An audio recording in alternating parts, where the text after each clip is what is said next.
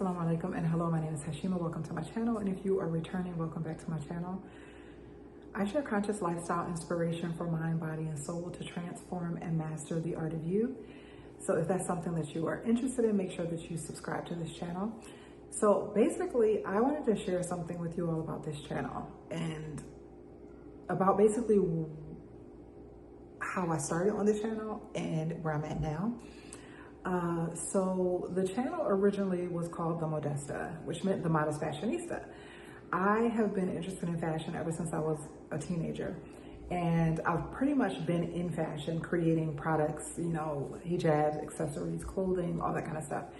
And when I named the channel The Modesta, I didn't anticipate that it would turn into something that if I didn't become performative, I wouldn't have been able to maintain.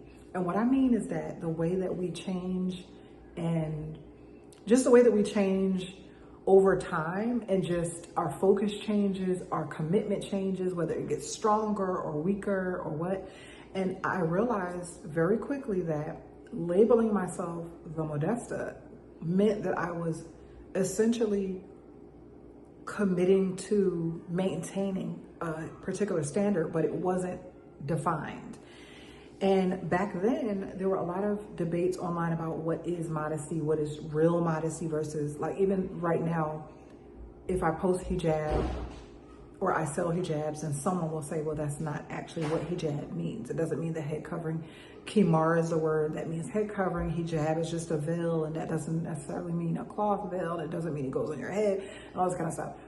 So even now, this, you know, people still debate about terms and what qualifies and what doesn't qualify. So back then, you know, people were debating about what modesty is. And I realized very early on that just the irony of how we view things based on where we're currently at in our journey. So for example, a woman who wears a face veil and wears all black and wears socks and gloves and all that kind of stuff can look at a woman who wears an abaya and a hijab and say she's not modest enough. Or a woman who wears an abaya and a hijab can say the woman who wears a top and pants and a hijab is not modest enough. And then a woman, so it just goes on and on and on. And how at each stage we have this thing where we start judging someone at a lesser stage than us. And so I just didn't want that to detract from what my goal was on the channel. So I changed the name. The name still is attached, I think, to my YouTube URL or something, I think. But that's why it says The Modesta, because that's what my name originally was on this channel. And I would actually introduce myself. Hey, welcome to my channel. It's The Modesta here. I love that name. I still love the term, but I stopped using it. My business name was also Modesta Inc. And I use that name because it was like my signature on modest fashion. Love that name too. Ended up having to change it for different reasons. But what I wanted to share today is that while I'm in this new surge of energy and goal setting and setting new goals and setting goals that are more hard to reach than others, I remembered something that happened recently with me where I had finally done this thing. So basically, I always wanted to have a page that was dedicated to my wardrobe, basically my style journey. And so I finally created this page within the last, I think it was the last year, maybe 2 years. I created this page and I was so excited. It was in the last year. I was so excited to have this page because it was finally an opportunity for me to have a space that was just dedicated to that. So previously, you know, I've had different blogs and just, you know, MySpace, all that kind of stuff. And on it, I always incorporated fashion because that was pretty much almost a focal point of everything that I did. Everything else was kind of secondary. So I finally have this page, and, you know, this is like 20 years later than when I originally started in fashion. So I started on this page, and it was a very short period of time before I felt myself start to slip when it came to my standard, my personal standard. And I remember going to edit a video, and I was just thinking with the clips that I had recorded, like, girl, what is you doing? And I'm not young the way, you know, I'm not old, but I'm not as young as I was, of course, in my 20s, duh. But, you know, I'm not in my 20s, basically. And so part of my judgment of myself was in like, you know, now's not the time for this kind of content or this kind of energy or whatever. And one of the things that I struggle with as an artist, a Muslim artist specifically, is maintaining my standard and it not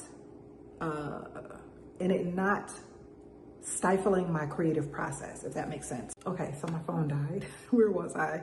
I think I was talking about not having my creative process be stifled. Working on or managing not stifling my creative process because of my fear of compromise. Yeah, that's what I was saying. So basically I decided to just close that fashion page, that style journey page, because I felt like I was going to have to stifle my creative process or my creativity because of just how many things I wanted to do. Like I had so many ideas. And it was corny of me to close the page completely instead of just kind of pivoting and like toning down some things. But I just decided that I was going to go a different route. And so I closed the page or whatever. But like I said, today I started thinking about, you know, what could I have done differently or better? And I think the main thing that I can say is that having a plan in advance of what you're not willing to do, because we see the blueprint for business, for creativity, for entrepreneurship. We've seen the blueprint over and over and over again, especially now because we're so connected by the internet. So there are certain things that we can clearly see that are going to be on the path to success. And we know that this is the dunya. And so this place is a place of test and it's going to test us. We're going to be at certain crossroads that we have to make decisions. And so I guess I was kind of wanting to just share or a reminder or just like a little, not even so much a tip, but I just wanted to come and share the fact that for me, I realized that what I didn't do before I started my fashion page is I didn't make a commitment to not do certain things. I made a commitment to not compromise myself, but I didn't make a commitment, a specific one. You know what I'm saying? Like, and I think that that's where we mess up a lot of times in just general goal setting, is not being specific enough. So we want to leave room for just different things to be flexible and agile, just, you know, so that we can kind of flow and pivot and all that kind of stuff. But we have to be very specific about certain parts, very intentional about certain things, and especially predictable things. So the things that I was struggling with that fashion page were very predictable. Those are things that I could have made a specific commitment not to do or to do. And it wasn't really, really bad. I'm gonna share a couple clips of what I'm talking about. And it's not, I'm gonna share clips so that you get an idea of what I mean. Not the ones that I felt like were borderline, but just so that you can get an idea about what I mean. I just felt myself like I was about to do the dang thing, and the dang thing was going to end me or land me somewhere unsavory. I'm pretty sure of it, because I was about to do the dang thing, basically.